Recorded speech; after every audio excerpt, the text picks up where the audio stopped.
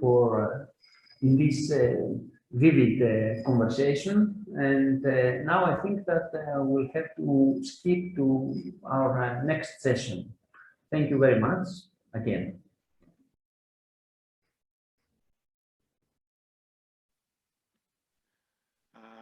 My welcome as well on behalf of the PopCon Project. We shall continue immediately with our second panel. The title of the panel is A Representation of the People. The first panel covered large conceptual and analytical and empirical ground. Let's move on now to some, in a way, more concrete manifestations of the phenomenon that we analyze. So I give the floor to Professor Roberto Di Maria immediately. Thanks a lot, Costas. Thanks for this kind invitation. A great occasion to listen, to learn, to discuss. I hope next time we could be in situ to share not only a screen, but also a good coffee, maybe with Uzo in Thessaloniki, of course. To speak after the once called lunch break in situ is always very hard, because it's the time where is higher the risk that audience fall asleep. But I will try to be quick, to be sharp, and to stay within the 12-15 minutes I've been given to speak about lobbyism versus populism. I try to share my screen.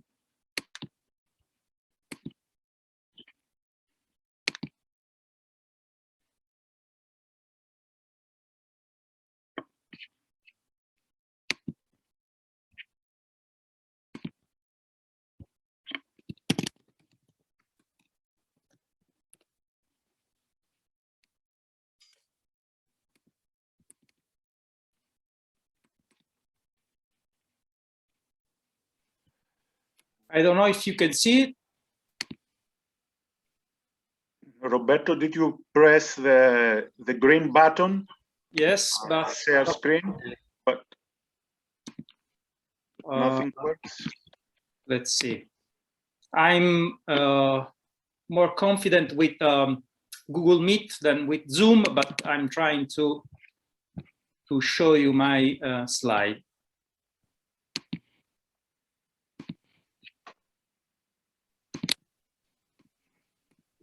Mr. Di Maria, after you press the green button share screen, then you choose your file. But the system does not give me permission to share Microsoft PowerPoint. Maybe it could be a problem of the Mac. Maybe if you share the whole screen and not the file. Let's see. Mm-hmm.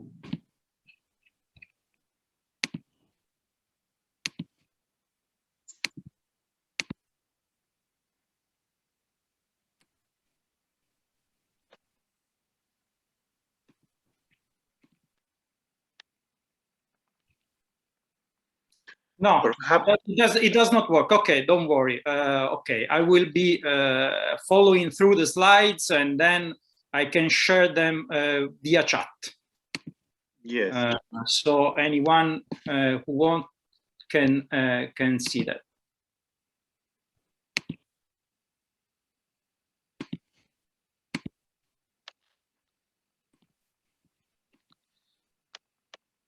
Okay.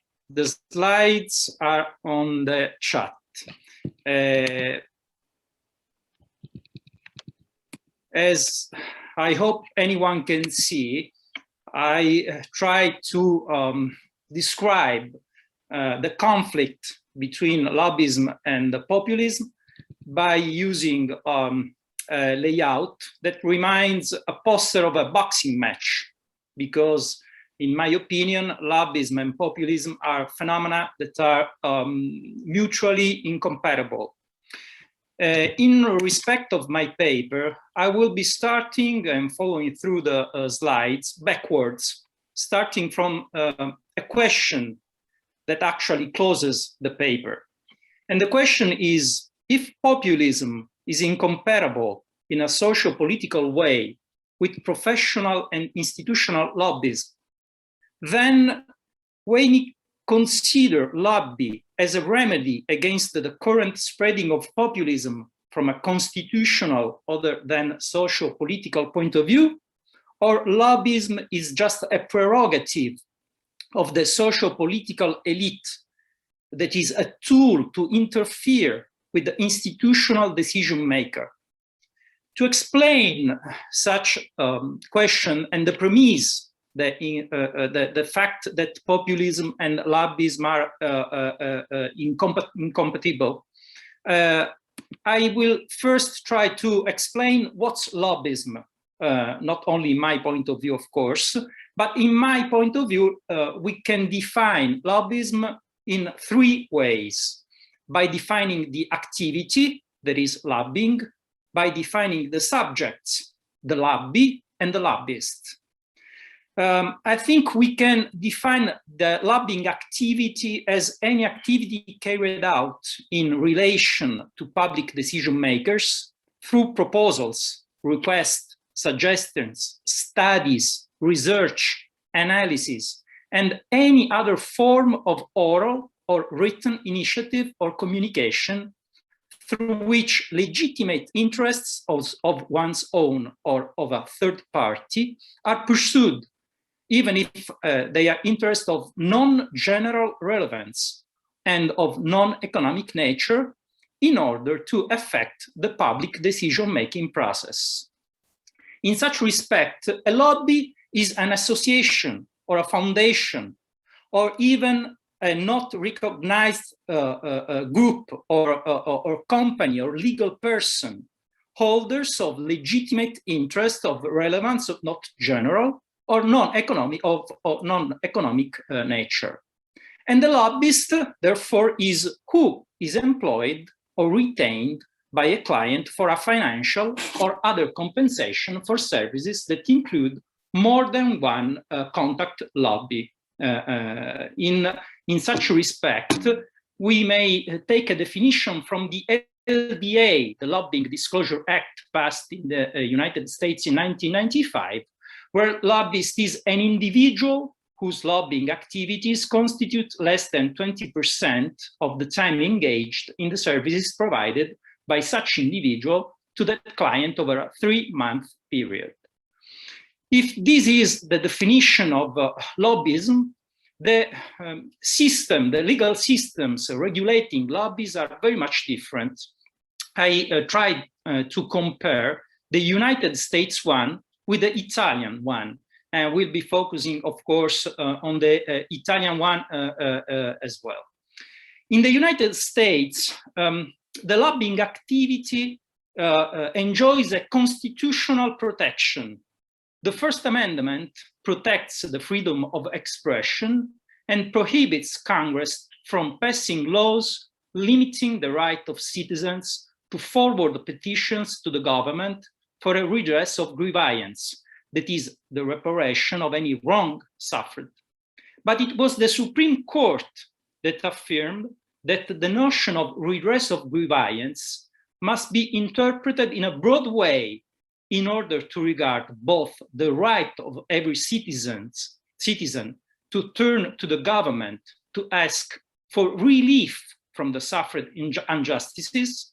Oh, now, sorry. Now, I don't know if you can see the slides on screen now.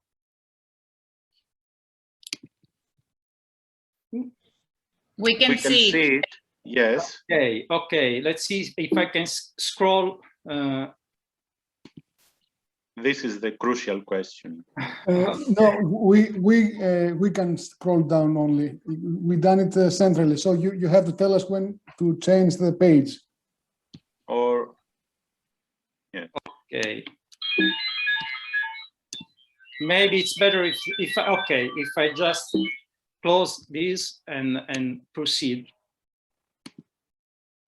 Okay, as I said, in the United States, the lobbying activity is protected by the First Amendment, as it was interpreted by the Supreme Court, both as the right of every citizen to turn to the government for a redress of grievance and to convince the legislator to adopt a decision of any kind.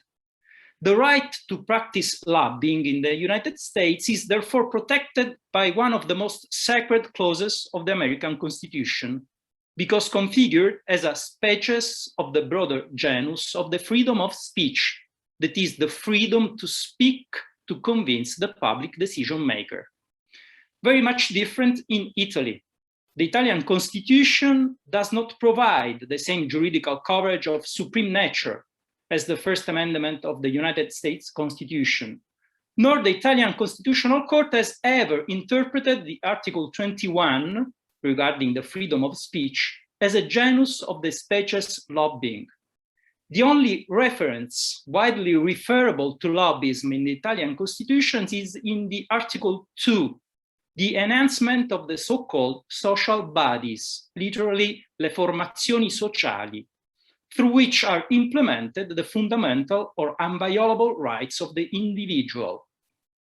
In this way, the interest groups may also be considered as formations, formazioni sociali, which allow anyone to pursue his own benefit, interest, interacting directly or indirectly with the Republican institutions. If so, the next question is how lobbyism can contribute to the democratic system if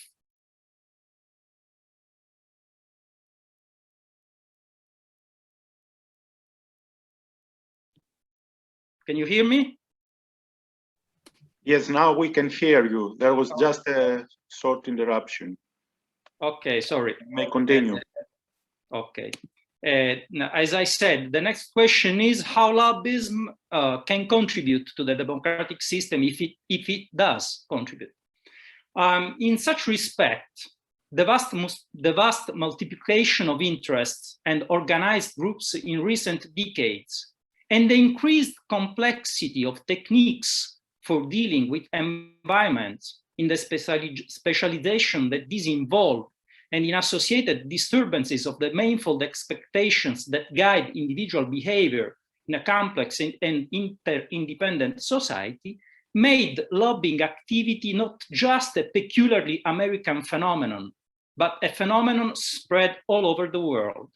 It is the multiplication of the interest groups, lobbies as well, that is linked to the typically pluralist nature of the liberal democratic state. If the modern civilization is connoted by the complexity of its socio-economic structures, and if the complexity of technique is inseparable from complexity of social structure, then such complexity primarily refers to the political issues regarding the rapid evolution of the technological society, for the correct definition of which is required a preventive technical professional competence necessary for the adoption of a coherent public policy. In such way, the diversity of interests is a concomitant of specialized activity, and diversity of groups is a means of adjustment of society, of pluralistic society. That's why if lobbying can be considered a relevant component of the democratic process, if lobbying may be considered a new form of institutional participation of organized civil society, and if lobbying activity represents the most organized and dynamic components of the community and elaborates the essential elements for understanding the impact of certain political choices, then, in my opinion, but it is not just my opinion, lobbying relationships must be considered a physiological part of the democratic decision-making process. And this is the way lobbying activity is pretty much intended and regulated in the United States legal system. But from a populist perspective, such contribute of lobbying activity to the decision-making process, it is very hard to be intended. A populist perspective does not allow to consider the technical and professional profiles of lobbyism, if not only to stigmatize the corruptive logic of the quid pro quo system. The populist perspective is that lobbying is equal to corruption. And in such respect, I'd like to point out the Italian example of Mani Pulite in the 90s, clean hands. The vacuum of legitimacy of the traditional political parties in the 90s has been filled by the judicial power and as well by some populist political movements. Some of them have been already mentioned here, the Lega, the Movimento 5 Stelle, five-star movements, not in the 90s, but recently. Fratelli d'Italia is another one. In the 90s and from the 90s, the entire Italian legal system was oriented to fight and to contain any form of political corruption by reinforcing the criminal legislation regarding the protection of the public administration and the protection of their inner relationships, so that the equation politician equal corrupt has been naturally extended also to the subjects that had access that had contacts to the institutions, to the politicians. The representative of interests, the lobbyists, were considered as well the primary cause of the corruption of the political system based on the quid pro quo model of interlocution. That's why in the Italian legal system, even recently, the only laws, the only rules regulating at the institutional level the lobbyism or lobbying activity are pretty much of a criminal nature, just like the Article 346 bis of the Italian Penal Code, the so-called traffico di influenze illecite, trafficking in illicit influences, as taken from the Merida Convention of 2K9 and from the Criminal Convention on Corruption of the Council of Europe of 1999. In the current context of the very particular Italian political system, somehow recalled in the speeches, connoted by the arising of populist movements up to the government of the country, just like the Movimento 5 Stelle, the five-star movements, or as the main opposition parties like Lega and Fratelli d'Italia are now, that have made of the fight against the lobbies as an expression of the corrupted elite, a flag of their political propaganda. The corruptive logic seems to be the only or the main perspective of the legislator in regulating lobbying activity at an institutional level. Has been recalled the Vaffa Day by Paul. I can recall the Roma Ladrona, Roma thief in the 90s, that was the claim of the Lega Nord, now the Lega. Other than the registration system already applied both at a parliamentary and ministry level, the registration of the representative of interest to have access to the institutional offices, defining lobbyism in Italy mainly come from a criminal point of view, so confirming the typically populist culture of panpenalismo, the idea that global criminal law must regulate everything. I think colleagues and friends, Lucia Corso and Fausto Vecchio, will be talking about such a profile of populism, of judiciary populism tomorrow. Which lead me to the original question. I turn back to the first question, to the first slide, the question where we started from, to which question I have still no answer. I don't know if really lobbyism can be considered a counterweight to populism, if they are truly incompatible, or if lobbyism can be considered a tool not only in favor of the elite, the politician elite, but to the wider democratic decision-making process. But I still have a strong belief. The populist culture cannot institutionally regulate lobbyism, if not only fight it, even if only apparently, relying especially on judiciary power. In this way, however, suffocating the voices of specialized professionals that, through lobbyism, may instead contribute in improving the quality of the legislation, especially in technical matters. What it is really needed in Italy is, in my opinion, a regulatory system of lobbying contacts, not based on the corruptive logic of what is prohibited, but instead defining what is legitimate to do, who can, where it can be done, when it can be done, and how it must be done. It is the disclosure point of view, it is the disclosure culture that is typical of the United States legal system of regulating the lobbying activity. It's 15 minutes now, so I stop here, and if so, I thank you all and stay here for the eventual debate. Thank you very much, Roberto.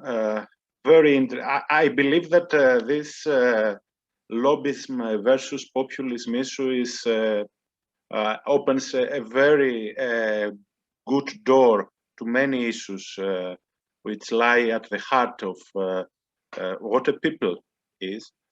I now give the floor to David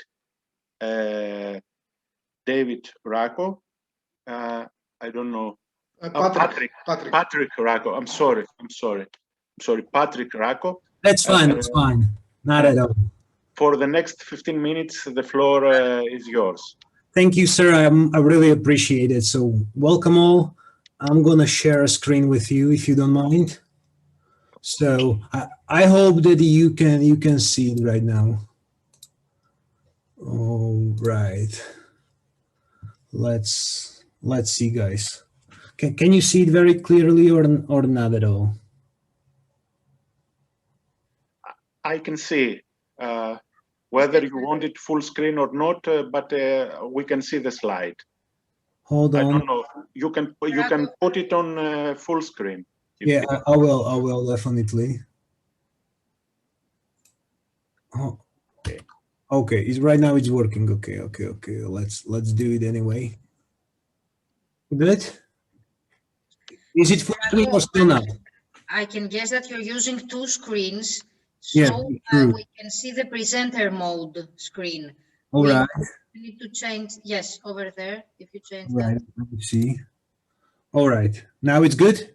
Yes, that's fine, thank you. All right, thank you so much. Excuse me, some technicalities. So I would like to be brief within the time frame. So at least, as you see, as a name of my paper, it's playing the trump card, the entrepreneurial democracy as a new wave of populism. And I choose to do it as a new, very new phenomenon or the theme or topic in the contemporary world, because Mr. Trump, but not him as an original, brought it to the broader attention because it already happened in the United States. But if we will go backwards into the history, we can find maybe Silvio Berlusconi as the pioneering guy for this kind of democracy. So let's move on, guys.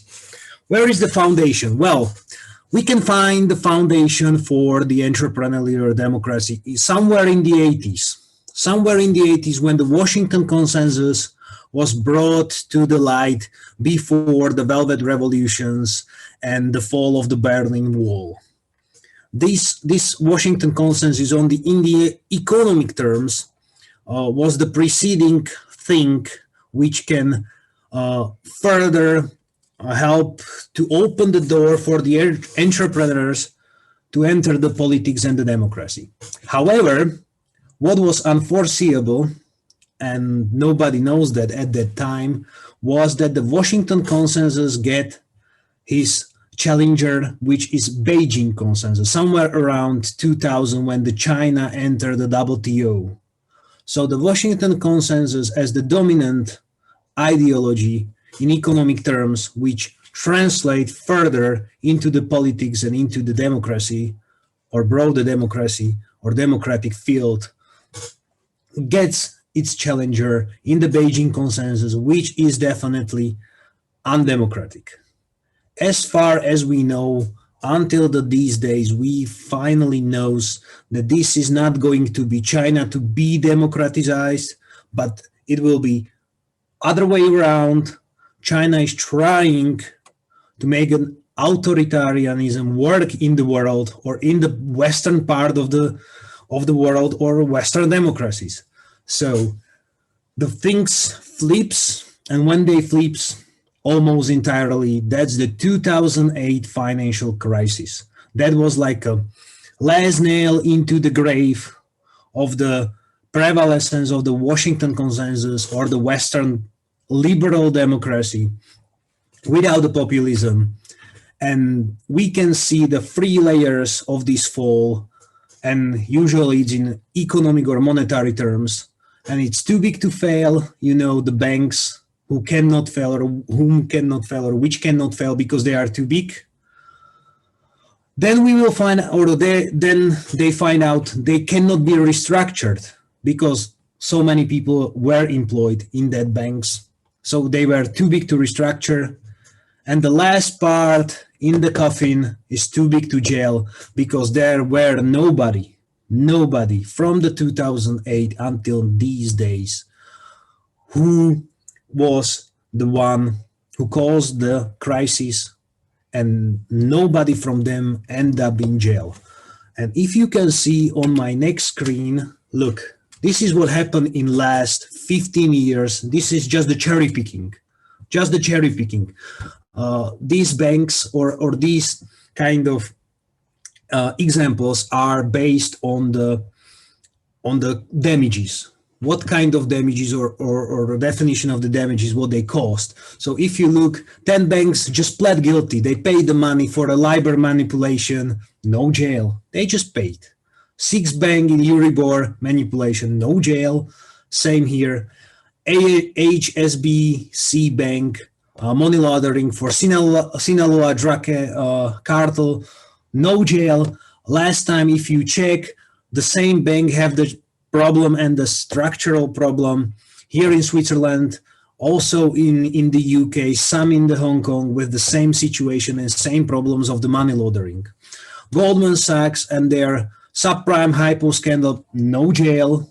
And if we go somewhere in the near future, IMDb scandal where the Goldman Sachs was involved, no jail at all. And there was a 1 billion of the damages cost to Malaysia and other investors.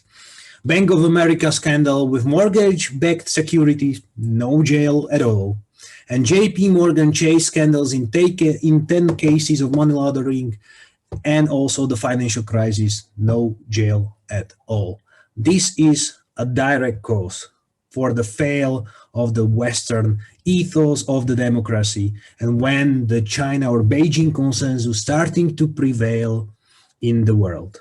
And we can see it particularly in Africa and in the Middle East. So, my central terms of the paper. If we continue with the economic terms or economic foundation, which cause the diminishing of the Western values and the Western democracy, naturally, it will bring us to some sort of vacuum in the power or in the check of the balances. It depends what you are going to count into in. And then it have to be filled with something.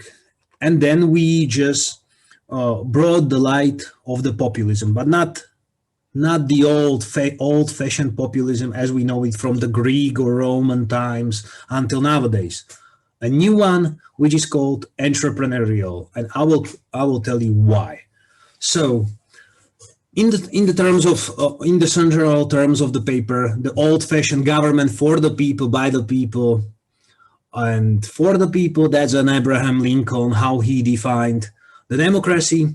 But the democracy got also some sort of underlying principles which are very necessary, or at least they are the foundations one, which are not usually examined in the academia. First of all, or first, I said the foremost for the democracy is proceedings precedes rights. That's one of the most important principles, not just by the democracy or the Republican, but also for a liberal democracy. Your proceedings, how you can achieve your rights, how you can deal with the situations like a crisis, that's something which precede your substantial rights. Whether you want to own some sort of property or get some sort of a positive right, it doesn't matter at the end, because the procedural stuff, how you get into it or how you can get those rights, matters more than the right itself. Why? Because usually in the last 200 years, we adopt the rule of law. And the rule of law is mostly about the procedural rights. So the rule of law in the Europe, due process of law in the United States, Rechtsstaat in particular in Germany, or état de droit in France, that's the similar term for the similar package of the procedural rights, mostly the procedural rights. In America, they got some sort of substantive rights as well regarding to the property. Europe did the same thing too, or trying to do the same thing, but it still matters the most. Proceedings precedes rights. And that's something which really need to be taken into account of the democracy, because sometimes it's not about what we are going to achieve by the democratic process or by the democratic rights, but how that process works. That's sometimes more than the substantive right or that goal at best. So, and how we gonna achieve that? There is a very particular institution as well as persons or individuals who are responsible for that. And we are talking about independent and impartial judges. These are the cornerstones against any wave of populism. But independent and impartial judges must be secure and well paid. Well, that's the old-fashioned thing. Everybody knows that, I hope so. They can apply the law without the fear of favor, break through social security, and so on and so forth. However, in the era of populism, there very needs to be pay attention or focus on how they get into the office or to the institution. Sometimes you can have an independent and impartial judge, but the process is wrong. I can refer to the recent case before the European Court of the Human Rights with Iceland, where the proceeding how to nominate or award or elect a judges cannot be cured, even though the person or the individual was the correct one, and there was no objection upon his character or professionalism, but the process was wrong. And this is what I'm referring here in this citation, that judges can be elected or voted into their office just only for good behavior, but no at the whim of those authorities. And this is also another notion which allows populists, any type of populist, to prevail in the current situation. The question is why, and we are going to answer that. So, if we are talking about the entrepreneurs, we are not talking about the plutocrats. That's a very different term.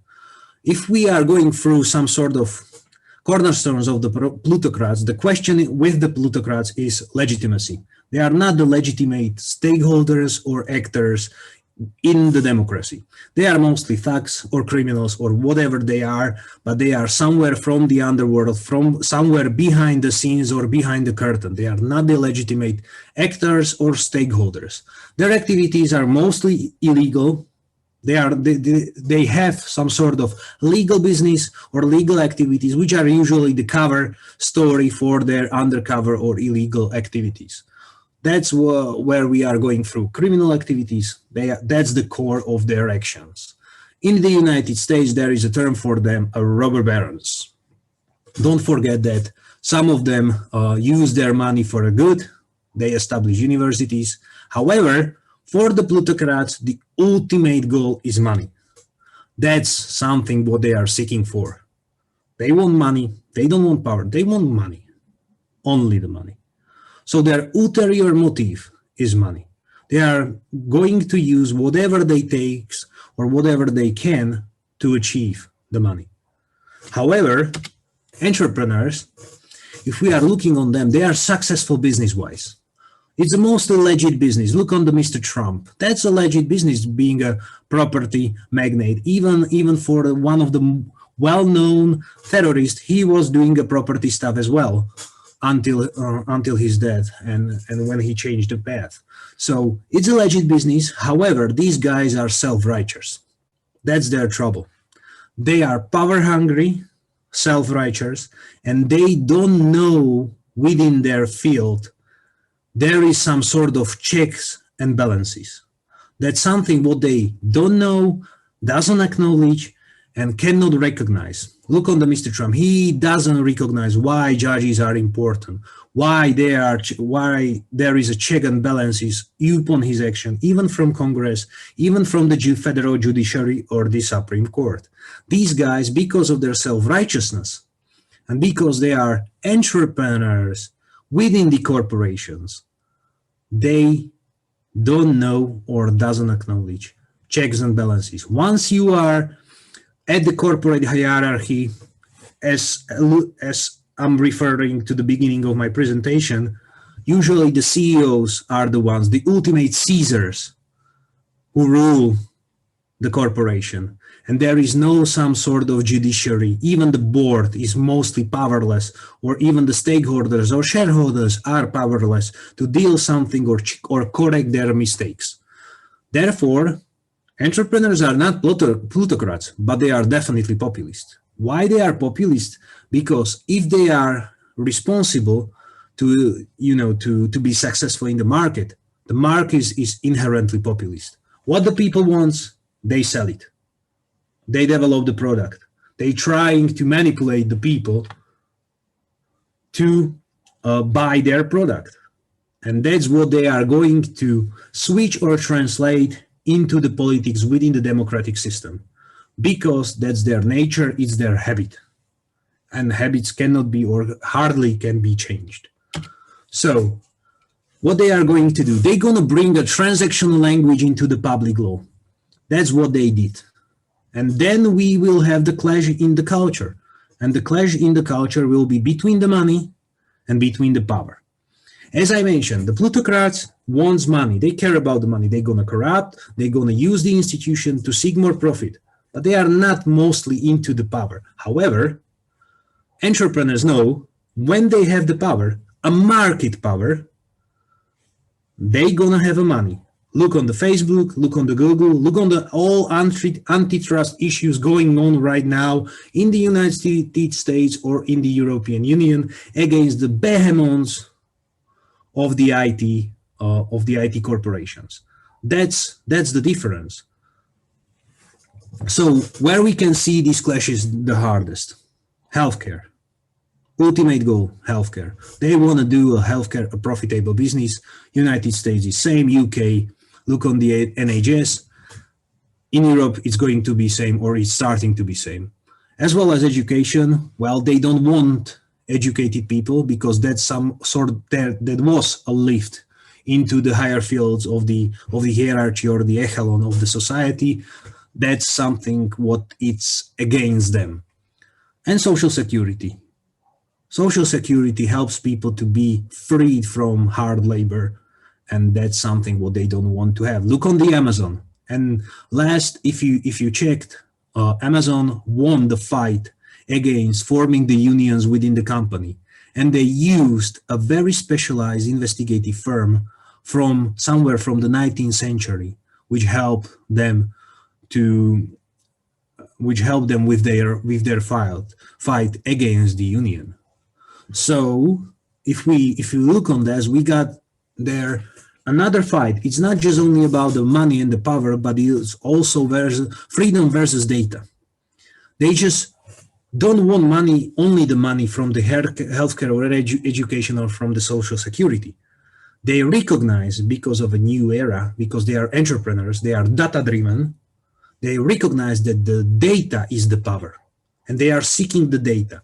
There is no institution in the world which got more access to more data than the state.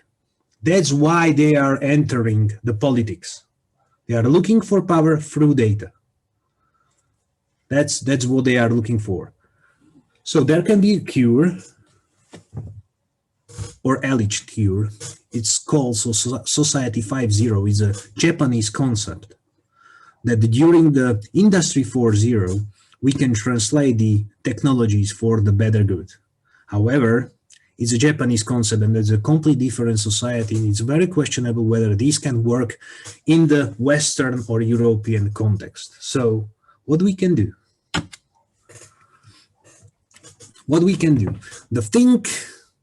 do is to be a lawyers, at least, because that's the front line clash with all the entrepreneurs and entrepreneurial populists. Nobody from them like lawyers.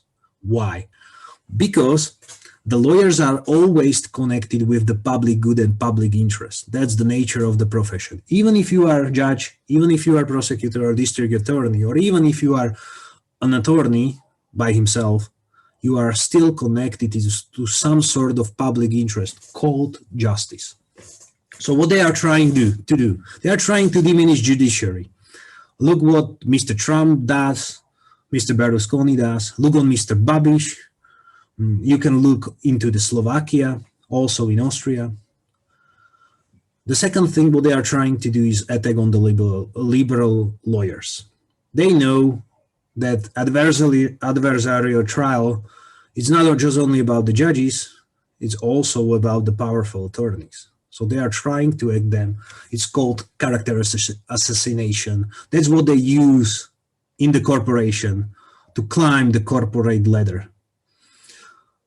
So where we stand when the entrepreneurial populists enter the field, so we are in the battlefield of the merit. Well, maybe yes or maybe no. The answer is not yet clear. However, we are also fighting between the immunity or impunity.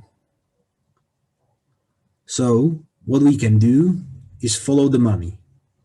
How to follow the money? If there is somebody who is, let's say, filthy rich, a billionaire, the question is why he is going to enter the politics if he is a very legitimate, successful entrepreneur. It's not necessary to do that way or translate or switch, because there should be some sort of hidden motive. It's not like from the pure of his heart. So we have to follow the money. And if we will follow the money, the case of Mr. Babiš in Czechia never ever happened. So that's our own fault. So let's for the examples. Who are the entrepreneurial populists in Czechia? Yes. May I remind you that you have already exceeded the... Excuse me. Oh, wait. Okay, I will do it briefly. It's just a couple slides, 2 or 3 slides. Yes. Yes. Okay, so in Czechia, it's a Mr. Babiš, current prime minister. You maybe know that in Slovakia, we got 2 guys, or we got 1 right now. Currently is a Mr. Matovič, who is a minister or deputy minister of finance. We got a president of the Slovak Republic, who was Mr. Kiska. In Austria, you got Mr. Strache. You know him, Austrian-Canadian billionaire. In USA was Mr. Trump, and in Ukraine, Mr. Poroshenko. But however, we got very specials, and very specials which are on the 2 sides is like Mr. Berlusconi from the old era in Italia. However, also Mr. Klaus, the former president of the Czech Republic. that's also someone who entered these categories as well. So briefly, the cure. Well, the last man standing of the authoritarianism is corporations. Therefore, we have to be very careful with our constitutional and institutional framework, and we have to have a controlling mechanism over the corporations. We have to protect the judiciary in the broad sense, particularly the independent and impartial judges. Also, there is a need for having an actio popularis in the constitutional system to give the broader public an opportunity to defend their own freedoms and rights, accountability in general, also application of the business and human rights conventions particularly, also, and very special, to protect the Institute for National Historical Memories, because these guys are against the history and trying to erase the memory of the will of the people. So what else we can do? Well, money are always on the first place, so we have to protect our social security, enforce our healthcare and education, take care about the business environment, as well as environment in general and the climate change, because this is going to put these guys up front. Excuse me. And the last thing, small deeds of ordinary people, because it's not about the institutions and the system, is also about the people as well. And we have to be courage. We have to have courage, diligence, also freedom and accountability. And last but not least, love and mutual trust between ourselves. So thank you for your attention, and excuse me to exceed my time limit. You are welcome. We thank you for introducing us to the interesting concept of entrepreneurial populism. I give the floor now to Jason, who is going to speak about people's or the people's voting system. Jason, the floor is yours. Thank you. So welcome all. It was very interesting till to this point to hear all these different views and analysis. I will present a more technical, if you wish, matter. This is what about a people's voting system? This is the title. To follow and continue the analysis of Patrik, I'm going to speak about a wrong process, and how more data in voting can give us more information and thus more power to the people. Imagine a parliament, a legislature, and they want to vote for or against the law. And some member of the parliament proposes a bill, and there is the voting, and each and every one of the deputies of the member of the parliament take a stance and say yes, no, or they abstain, okay? Or think about, I don't know, YouTube. You can watch videos, you can upload videos, you can like them, you can dislike them. And the whole procedure feels so natural, because this is how collective bodies, this is how group of people take decisions. You have a decision, you may decide to engage in this matter or not engage, abstain, and if you engage, you will vote for or against.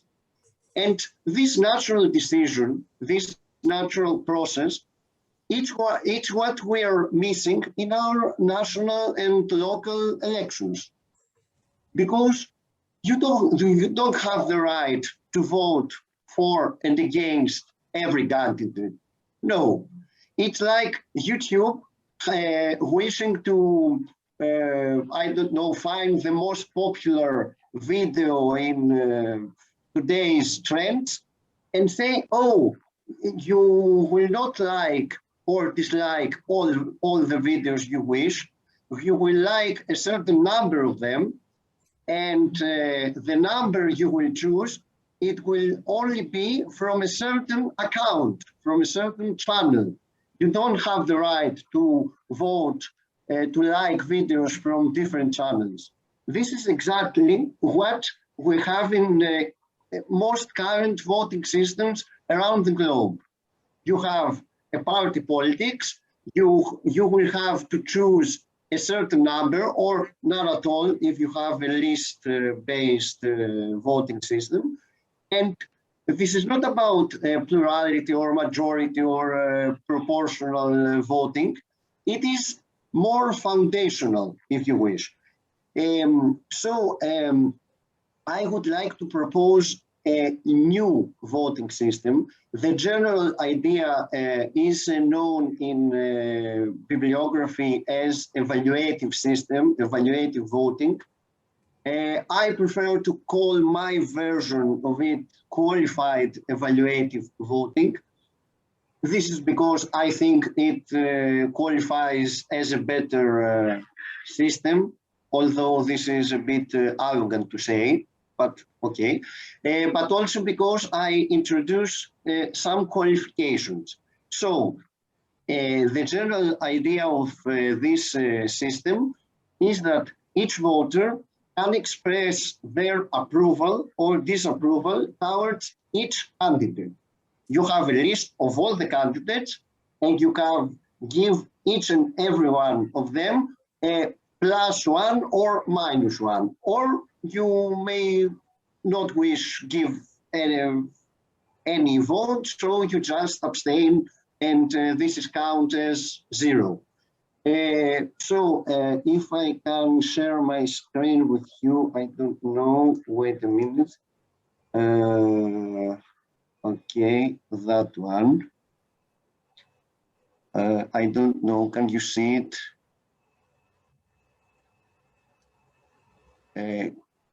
Is it visible? Okay. Yes, we can see it. Okay, okay. This is how a qualified evaluative voting ballot paper would look, for example. I was reading The Bleak House recently and I was inspired by Dickens. So all these names are Dickensian. So you can approve or not approve each and every one, or you can leave that blank. You can vote for all of the above or none of the above. And you can also propose yourself for candidates. This is the system of write-in candidacy. It is well known in United States and other places. In the end, you have all the positive votes and all the negative votes. So you make a sum of it and you appoint to each and every one of the candidates a certain score. It's like that one. You see, for example, for Miss Duffy here, 59%, it is on percent, approves of her and 30% does not. So you have a score of 29 and so on. So the question now is how to decide who will be the winner. So the simple evaluative voting, not the version I present, says that it is purely based on the score. So you have, for example, here you have 51 as a score, so that's the winner. But I think that there is a problem, for example, with these two candidates, Mrs. Duffy and Mrs. Boodle. Mrs. Duffy has 59 positive votes and 29 score, but Ms. Boodle has 30 positive votes. Very few have voted for her, and yet she has a score that is 1 point above the point, the score of Miss Duffy. I think that this is counterintuitive. So in my view, you just have to find the scores, exclude every candidate which has a negative score. For example, here, Doodle or Buffy, they're 0 or negative, and then decide according to the positive votes. So in this case, you exclude these two candidates, and after that you go and you have first Miss Duffy, then Miss Muffy, and finally Miss Woodley. So I think that this voting system provides more information, gives the incentive to the voter to show up and vote. Because if I don't have the choice to say that I don't like a certain candidate, or that I like two candidates, or all of them, or none of them, or candidates from different parties, then how can we consult the popular will? How can we say that someone is populist or popular or whatever empty signifier we are going to use if we don't have this vital data, this vital piece of information? So I think, I don't know if I have presented it in a confusing way. Well, to my mind, it seems like a pretty simple system. I repeat, it's like liking or disliking or just watching a YouTube video or uploading if you propose, for example, a candidate. And we have more benefits from this system because the minorities are given their proper due, because you don't have anymore the challenge of the wasted vote. I want to vote for this party, but I'm afraid that this major party will win the election, so I will vote for the other major party so that my voice can't be heard in this complicated manner. You don't have this anymore with this system. And of course, you can understand that in this system, each of the candidates that are going to end up in a parliament or in a council or in a collective governing body, they are going to have the majority of the population behind them, either because they voted for them or because they didn't downvote them. They tolerate them. So you will have a better and more mature, I believe, political culture, less extremist, more moderate. Because if you think about it, most current voting systems is just about mobilizing your supporters, convincing everyone of the rest that you don't have to show up and vote, it's meaningless or it's unnecessary. And so we have, for example, here in Greece, a government which represents, if my calculations are correct, based on the total number of voters in Greece and the number of voters that voted for our government nowadays, our government is supported by 20% of the population. We are governed by a minority, and it's not just us. I think that in many countries it's the same predicament. So I will say that in this system you have all these advantages that I have described, and also there is two more points I will raise. The one is that you don't have to vote this is actually a system which allows voting to not be mandatory, because if you have the option to approve or not approve of all candidates and you just don't show up, okay, that means that you tolerate them all. This is in contrast with protest non-voting today.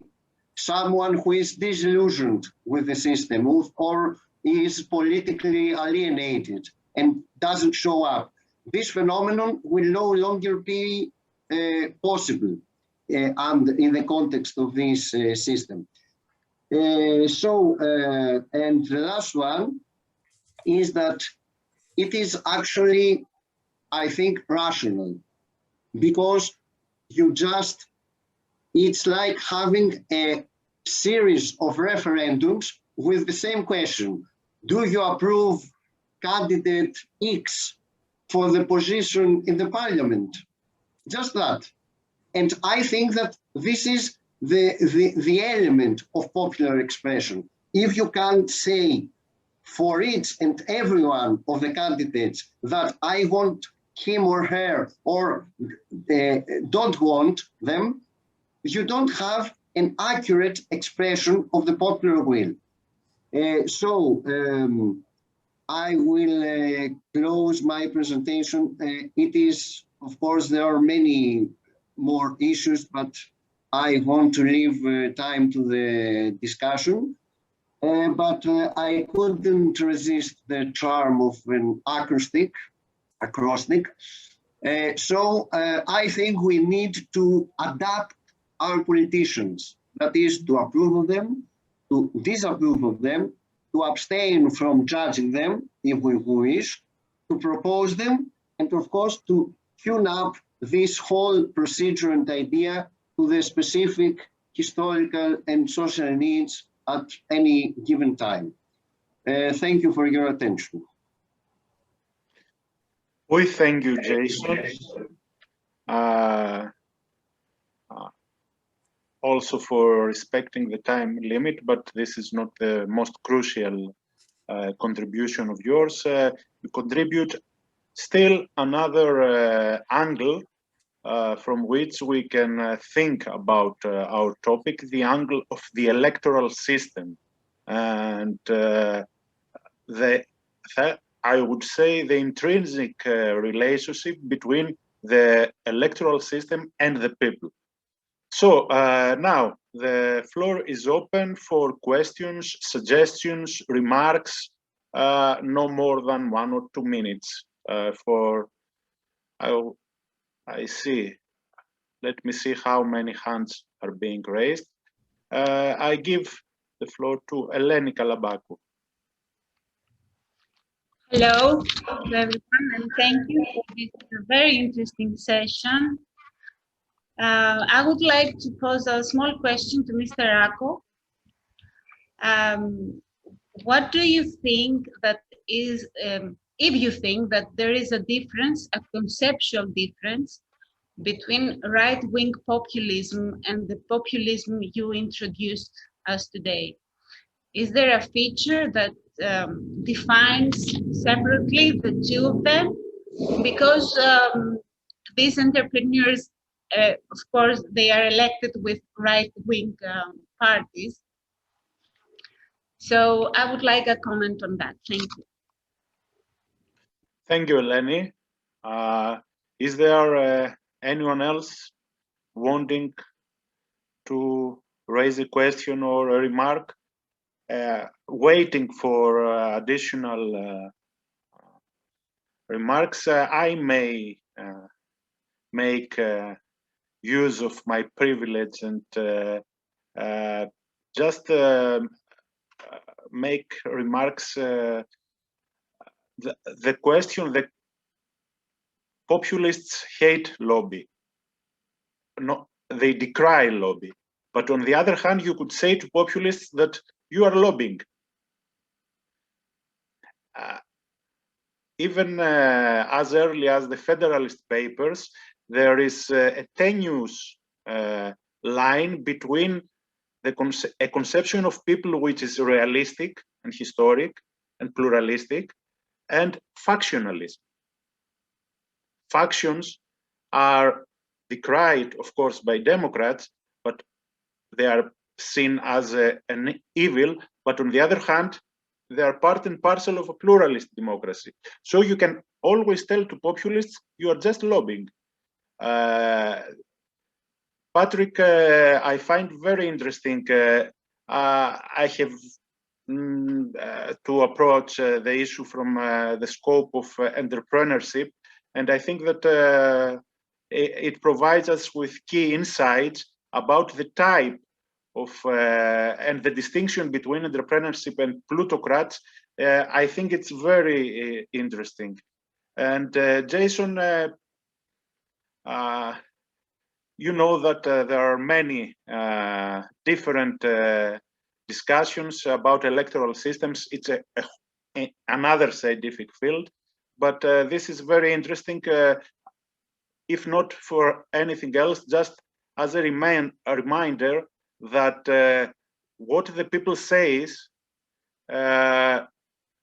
is not an essence.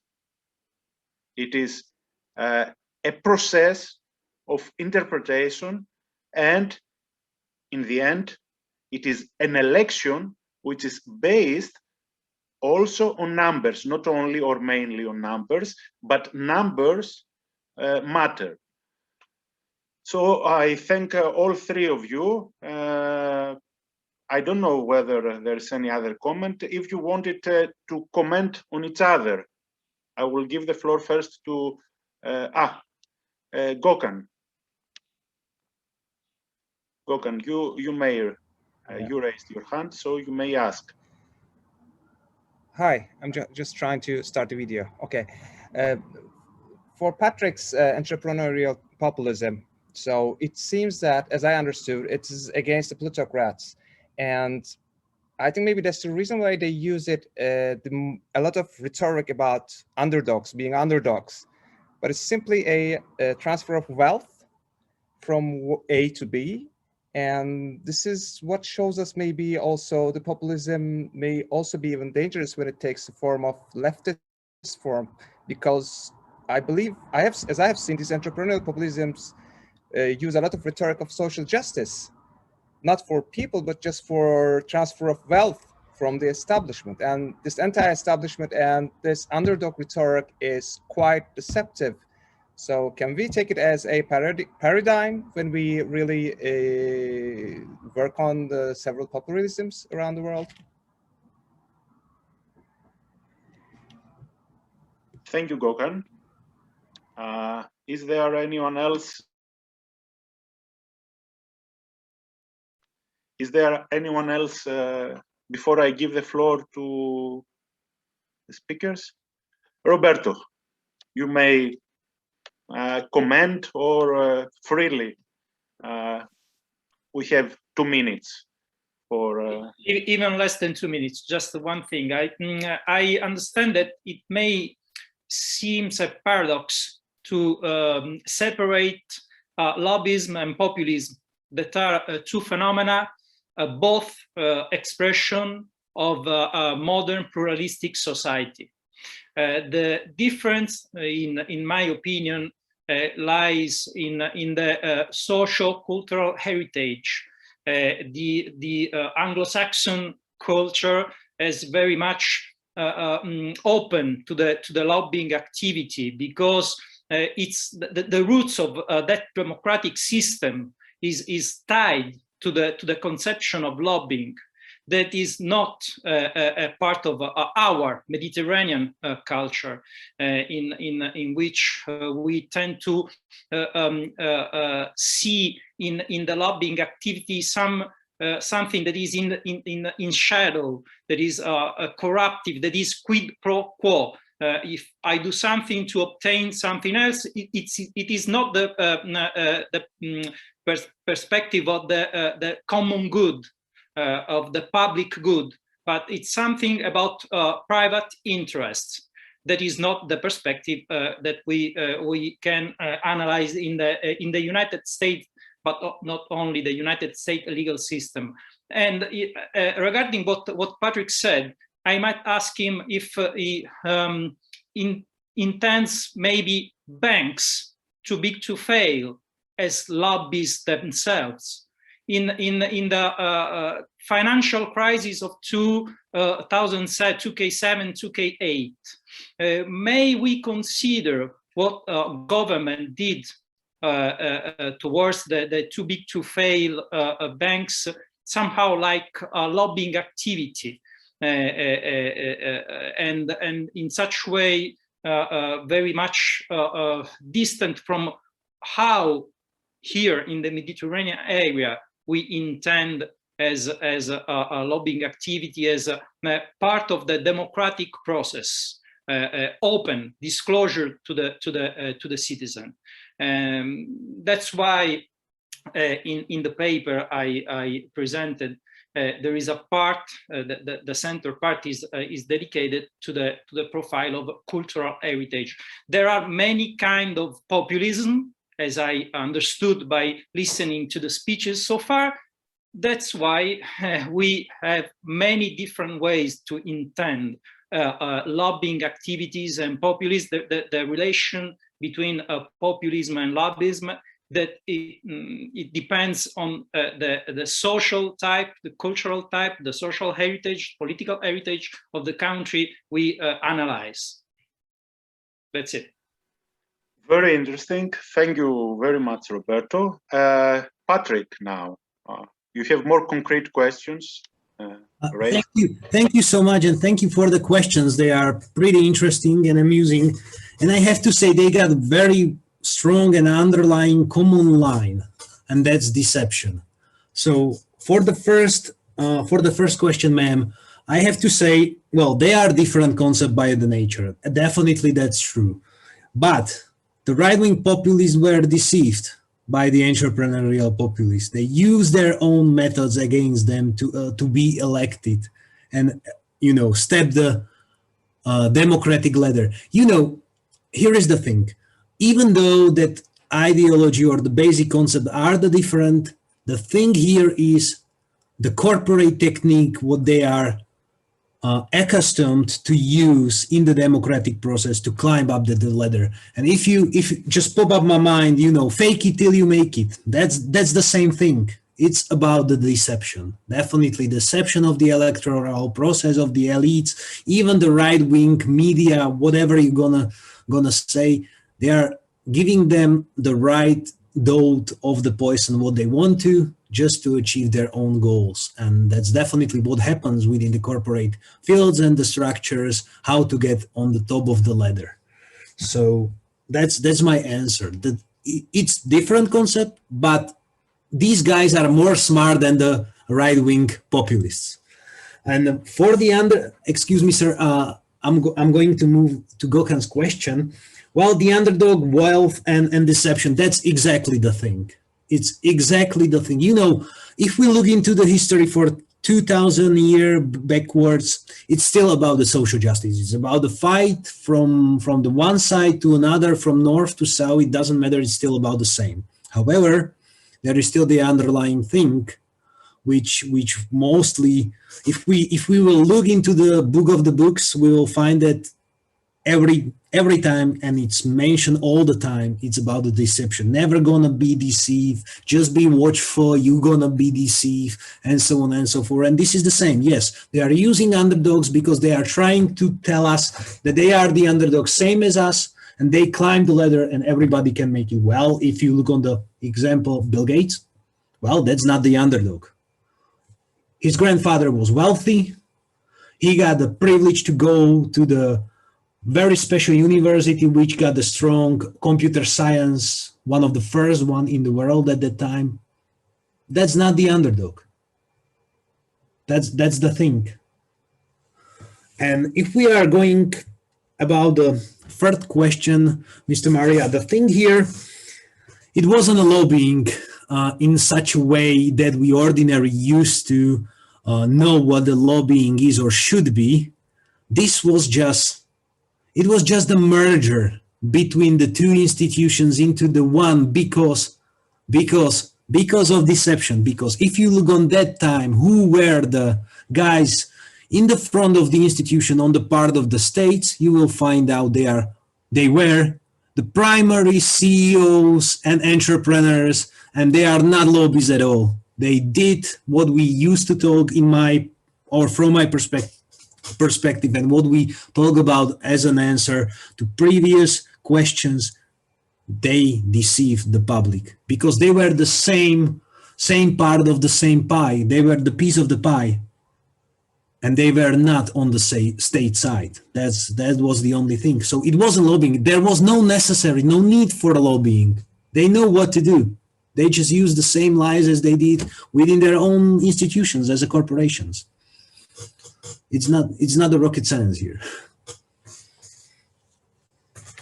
Thank you very much, Patrik. Jason, would you have something perhaps you may add to? Yes, just a phrase that I remember now, and I have included in my paper, my draft, and I think that it's about deception. And it is the saying by Hegel that during the French Revolution, every government, like, I don't know, Robespierre or Danton or whoever revolutionary, was actually representing society, but at the same time, it was oppressing society. And Hegel says that this is actually because every government was just the victorious faction. It was not the society. It did not represent society. It was just a faction, just a tiny piece of, I don't know, lobbyists or entrepreneurs or ambitious politicians or whatever.